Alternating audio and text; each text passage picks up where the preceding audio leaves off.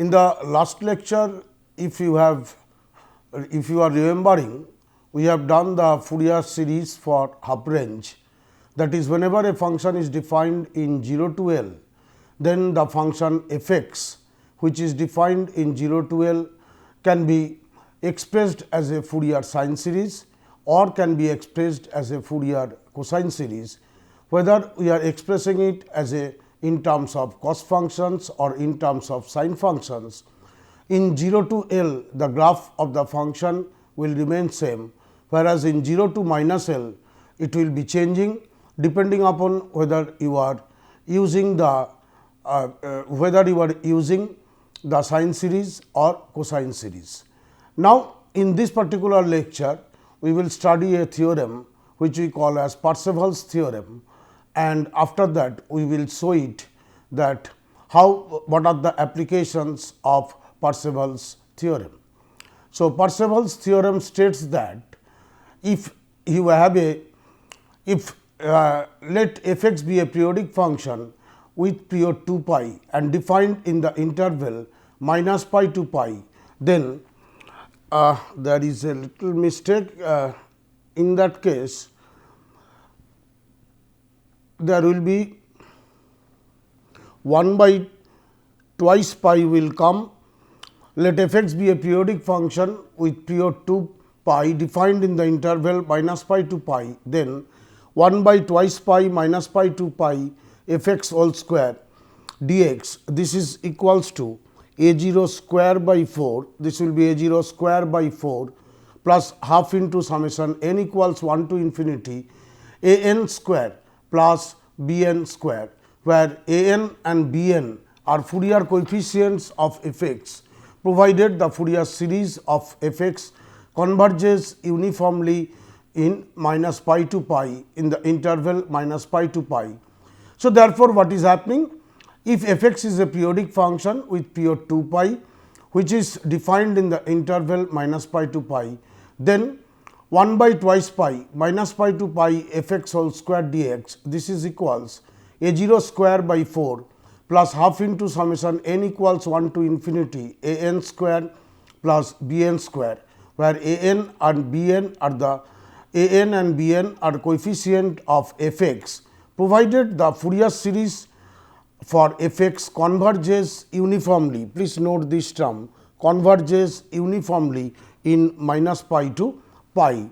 So, that if you see the next one, if I go to the next slide, what is uniform convergence? Just I am giving the definition of uniform convergence. The series summation n equals 1 to infinity u n x is said to be uniformly convergent in the interval a b if for a given epsilon, very small number greater than 0, a number capital N which can be determined, which is independent of small n, such that for any x you take in the interval a to b, the absolute value of s x minus s n x is less than epsilon for all n greater than capital N, where s x is the sum of the series and s n x is the sum of the first n terms of the series. So, please note this one, that s x is the sum of a series and s n x is the sum of first n terms of the series, then if modulus of s x minus s n x is less than a very small quantity epsilon which is greater than 0 for all n greater than capital N, then we say that the series this one summation n equals 1 to infinity u n x is uniformly convergent. So, you may ask us why this uniformly convergent concept is required for us. The reason for uniform convergence is nothing but, you will see whenever I am taking the series, Fourier series, and if we try to make the term by term integration will be possible whenever we want to, if the series of f x is uniformly convergent, and for that reason this particular assumption has been taken care of in this particular case. Now, let us see here, for the proof your f x is defined as like this. F x you can write down a 0 by 2 plus summation n equals 1 to infinity a n cos n x plus b n sin n x, a n cos n x plus b n into sin n x. So, once I am writing this, your series you can write down in this form. Now, you multiply f x by this particular equation, you multiply by f x on the both side and integrate from minus pi to pi, and whenever I am integrating from minus pi to pi each term, then the concept of uniform convergence is coming. So, what you are doing? We are now multiplying by f x on both side of the equation, on both side of this equation. So, if n, then integrate from minus pi to pi, so that you will obtain minus pi to pi f x square dx.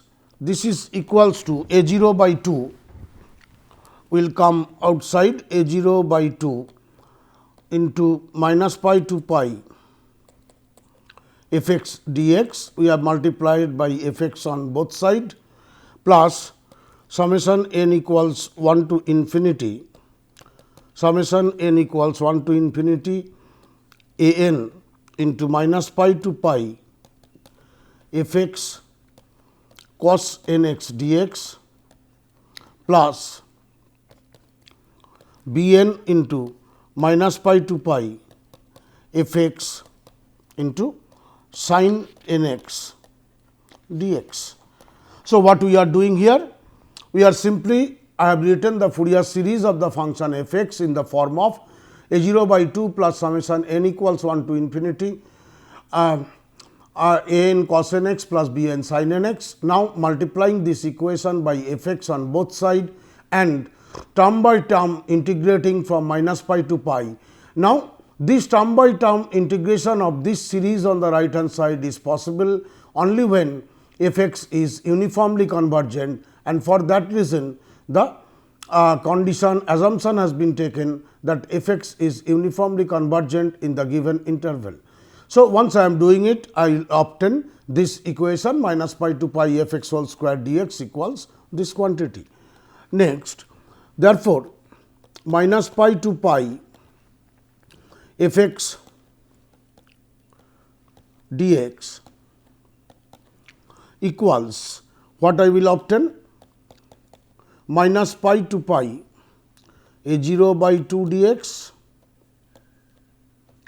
Your original equation was f x equals a 0 by 2 plus summation n equals 1 to infinity a n cos n x plus b n sin n x. That integration, original equation of the series, that I am multiplying, now I am integrating minus pi to pi, and then only I will get this one. So, that plus summation n equals 1 to infinity a n into minus pi to pi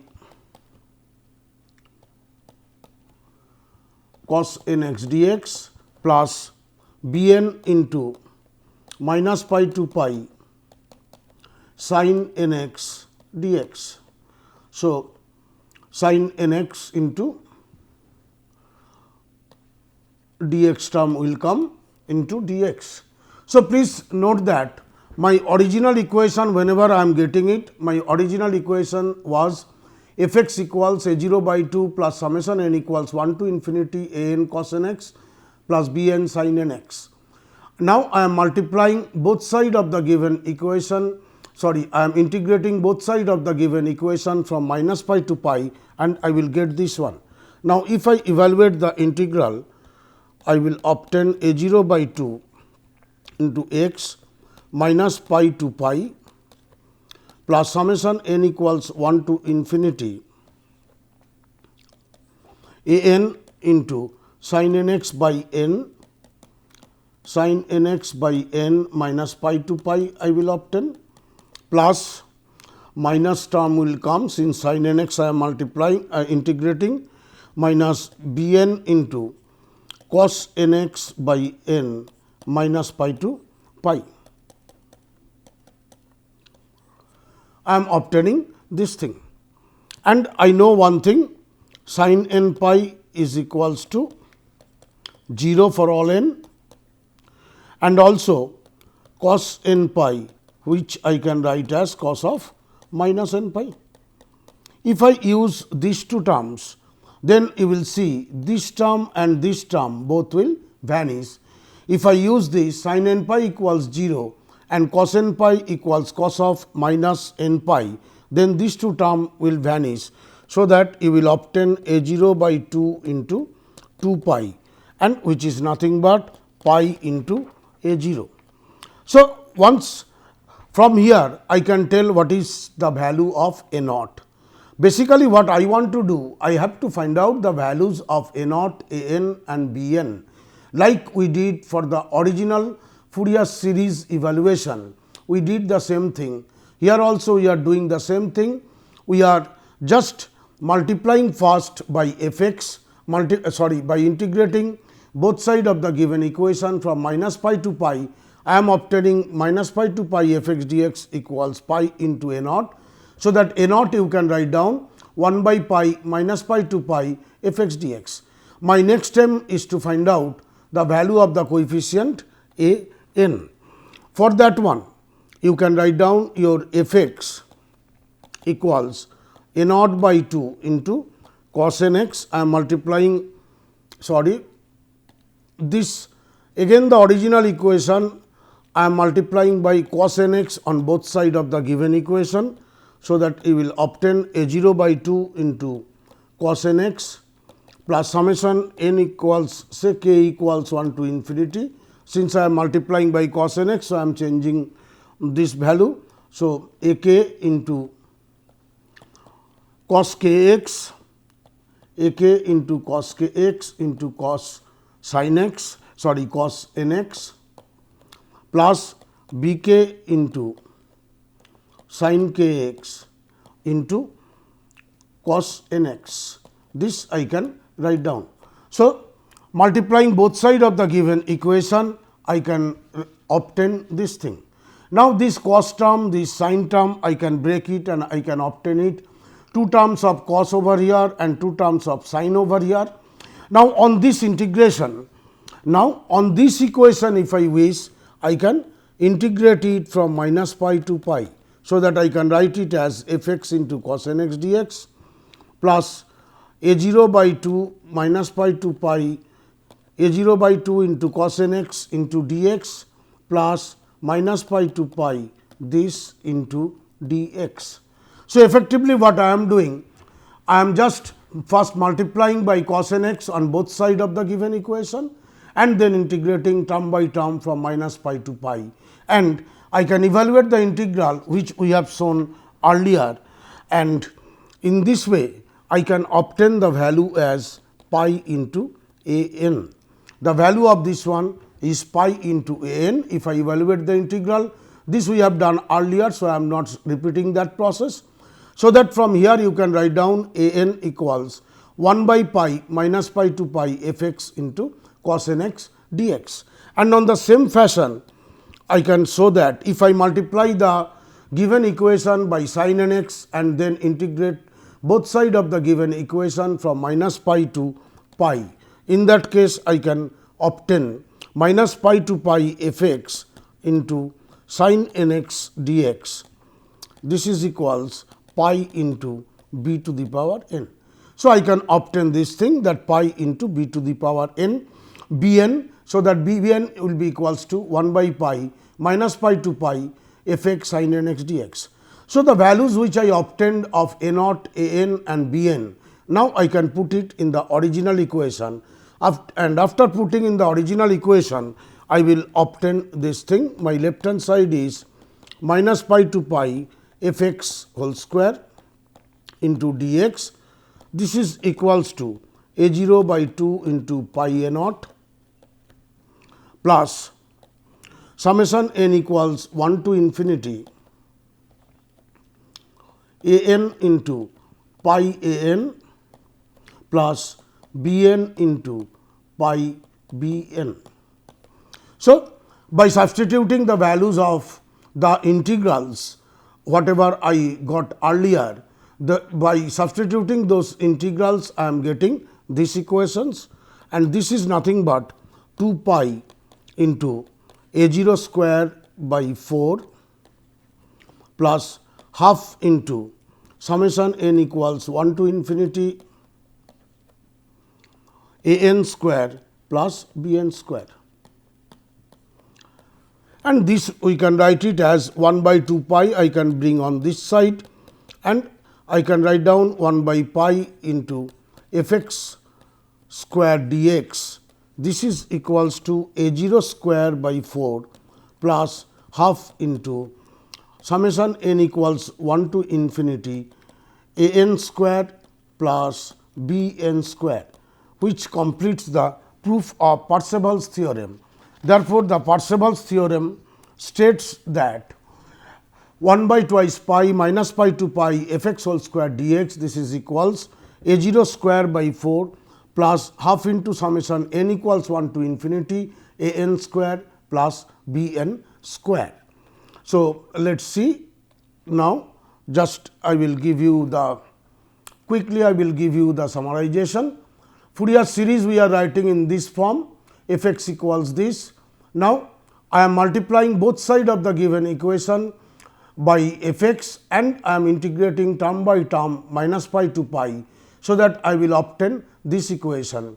And on this equation what I will do now, I will try to find out the value of minus pi to pi f x dx, then minus pi to pi f x cos n x dx, and minus pi to pi f x sin n x dx.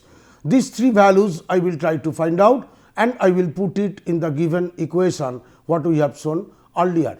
So that minus pi to pi f x dx, this value I can obtain from where? From this equation. Here if I multiply, integrate from minus pi to pi the original equation, f x equals a 0 by 2 plus summation n equals 1 to infinity a n cos n x plus b n sin n x. So, by multiplying this I am obtaining this, and the value will be equals to a 0 by 2 into 2 pi. Therefore, this is nothing but pi into a 0. So, in the earlier equation minus pi to pi f x dx, this value you can substitute by pi into a naught. In the similar fashion, next I have to find out minus pi to pi f x cos n x dx value.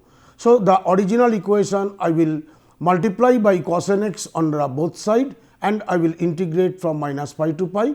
So, your f x is this one, and from here if I integrate, I am not showing this thing, the value you will obtain as pi into a n, and in the same fashion minus pi to pi f x sin n x dx, the value will be pi into b n. So, that this equals minus pi to pi f x whole square dx equals, I will obtain this, which we can write down in this particular form. This will be a 0 square, this will become a 0 square by 4, this will be a 0 square by 4, and plus summation half into summation n equals 1 to infinity a n square plus b n square. And if I just next is this one. So, that 1 by this will be again, there is a change, this will be 1 by twice pi, and this will be a 0 square by 4. 1 by twice pi minus pi to pi f x whole square dx, this equals a 0 square by 4 plus half into summation n equals 1 to infinity a n square plus b n square, which completes the proof of the Parseval's theorem. Let us see now the applications of this. There is one thing which we call as root mean square. The root mean square or RMS of a function f x over an interval a b we define as the RMS of f x is root over a to b f x whole square dx by b minus a. So, please note that RMS or root mean square value of a function f x equals root over a to b f x whole square dx by divided by b minus a, and this value actually a to b f x whole square dx, this value we can obtain using the Parseval's theorem. This RMS value is sometimes also known as the efficient value of the function, and the Parseval's theorem gives then the value of RMS of f x in terms of the Fourier coefficients, and it has many applications. One, two applications are theory of mechanical vibration or electric circuit theory. This RMS concept is used widely, and this RMS calculation can be done very easily using this Parseval's theorem by evaluating the value of the integral a to b f x whole square dx. Now, let us see one example. We want to, from the Fourier series expansion of f x equals x square, we want to prove that summation n equals 1 to infinity 1 by n to the power 4, the value will be equals to pi to the power 4 divided by 90. If you see, remember, the Fourier series expansion of f x equals x square in minus pi to pi, x lies between minus pi to pi, is x square equals pi square by 3 plus summation n equals 1 to infinity minus 1 whole to the power n into 4 divided by n square into cos n x. Please note that this already we derived earlier. In earlier examples, we have obtained the Fourier series for the function x square in minus pi to pi, and directly I am writing this. Here basically your a naught, you can check it of your own also afterwards. A naught is 2 pi square by 3, a n equals minus 1 whole to the power n into 4 divided by n square, and your b n value will be equals to 0. So, you are obtaining the series of f x equals x square as this, where a naught, a n, b n are these. This you will calculate and you will check it whether it is coming properly or not, since we have done it earlier. So, I am not repeating this particular process. Now, from the Parseval's theorem, we know that this is equals to, 1 by twice pi into minus pi to pi f x square dx. This is equals a 0 square by 4 plus half into summation n equals 1 to infinity a n square plus b n square. So, once I am getting this, from this is equivalent to, I can tell, 1 by pi minus pi to pi x to the power 4 dx. This you will obtain as pi to the power 4 by 9 plus half into summation n equals 1 to infinity 16 divided by n to the power 4. So, by putting the values of a naught, a n and b n. So, that if I evaluate again this, I will obtain 1 by pi into x to the power 5 divided by 5, say minus pi to pi minus pi to the power 4 by 9. This will be equals to 8 into summation n equals 1 to infinity 1 by n square. So, I am obtaining this thing. So, I can put this thing 8 summation n equals 1 to infinity 1 by n square. This is 1 by n to the power, this is n to the power 4, this should come as pi by 4 into n to the power 4, this is n to the power 4. So, this is also n to the power 4, this is equals 1 by pi into pi to the power 5 plus by 5 plus pi to the power 5 by 5 minus pi to the power 4 by 9. and from here summation n equals 1 to infinity 1 by n to the power 4. If I calculate, I will obtain the final value as pi to the power 4 by 90. So, therefore, the summation n equals 1 to infinity 1 by n to the power 4, this is equals pi to the power 4 divided by 90. So, effectively I had the series, I know the values of a naught, a n and b n from the earlier thing. Then I am using the Parseval's theorem, and from the Parseval's theorem I am showing that the value of n equals 1 to infinity 1 by n to the power 4 equals pi by 4 into pi by 4 divided by 90. Let us take another example. For the function f x equals x, which is defined in 0 to pi, and we know that half range sine series, half range cosine series is known to us. For the function f x equals x, we know the half range cosine series in the interval 0 to pi, and what I have to do? I have to prove that summation n equals 1 to infinity 1 by twice n minus 1 whole to the power 4. This is equals pi to the power 4 by 96. So, from the half range cosine series of the function f x equals x in 0 to pi, I have to prove this thing, summation n equals 1 to infinity 1 by twice n minus 1 to the power 4 by pi to the power 4 by 96.